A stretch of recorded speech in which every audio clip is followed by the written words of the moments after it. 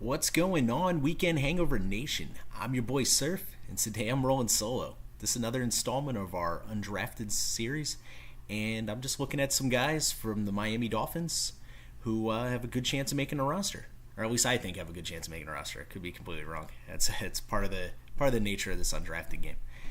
Okay, I'm gonna start off with this kid named Terrell Hanks. He's a linebacker out of New Mexico State, 6'2", 242. It's a good linebacker size. He started four years in college. He had 3 straight years of 100-plus tackles, had 7 sacks his junior year, had 8 career interceptions, and seven career forced fumbles. What I like about Hanks is, man, he makes some just insanely athletic plays on a bunch of those turnovers. He's versatile. He can play inside and out. He's also been a very dynamic pass rusher, as I said, with those 7 sacks his junior season. He excelled at special teams, which is very key when you're trying to make a roster as a backup linebacker. So he was very key. He was a very key contributor in special teams his senior season. So that we're looking at avenue right there. He shows good coverage skills. He gets a little handsy on tight ends, but you know what? 8 career interceptions. He's in the right place at the right time. He has real trouble in disengaging from blockers when he gets engaged in space. So I think that's something he's definitely got to work on, especially if he's going to be a force against the run in the NFL. He's shown tremendous athleticism on film, and that did not necessarily translate into his testing at the combine. So I don't think that helped. I don't think that helped him helped his case for getting drafted, and as you see, where he ended up at. But honestly, this guy looks like a pro on film, and I think he's got a really good chance of making a roster somewhere, if not Miami. Next up, I got a receiver by the name of Preston Williams out of Colorado State. 6'4", 211. It's a bit of an AJ Green look, both on in and out of pads. His 2018 stats read as followed: 96 catches, 1,300 yards. That's 14 per, and he had 14 touchdowns. I mean, he was Mr. Colorado State.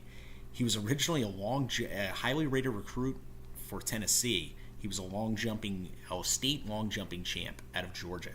So the man's got hops, man, and it definitely showed on film. He transferred to Colorado State after his sophomore season in Tennessee. Wasn't getting a ton of time under Butch Jones, and then he got arrested in 2017 after redshirting.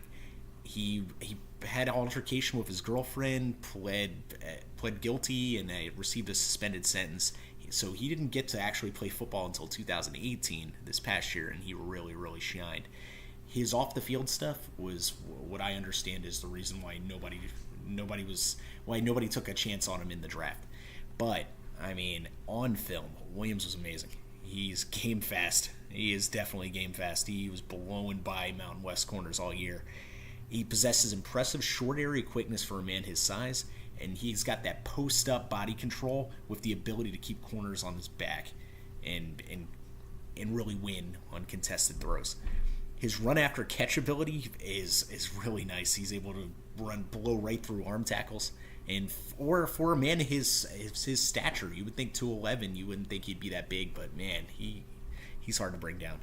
I didn't see too many negatives in his game film. I guess if you're really looking to nitpick, I don't know. I guess you'd talk about how Mountain West didn't exactly produce a lot of star power in their defensive backfields. But I'll tell you what, man, I think Williams has a chance to really be a star, and I think he picked a good team to go to. Because I looked at his college film, and I remember years ago I watched Parker's college film at Louisville. And I'll tell you what, just college film alone, and I understand the levels of competition, I think Williams is a better player than Parker. And Parker hasn't done a hell of a lot in his NFL career. He's making $10 million this year because they picked up his extension. But I think Williams has a really good chance of shining in Miami in this rebuilding team. So anyways, guys, this was another Weekend Hangover Undrafted series podcast. And if you guys like, give us a like and subscribe and all that good stuff. And come back for more. Catch you guys later.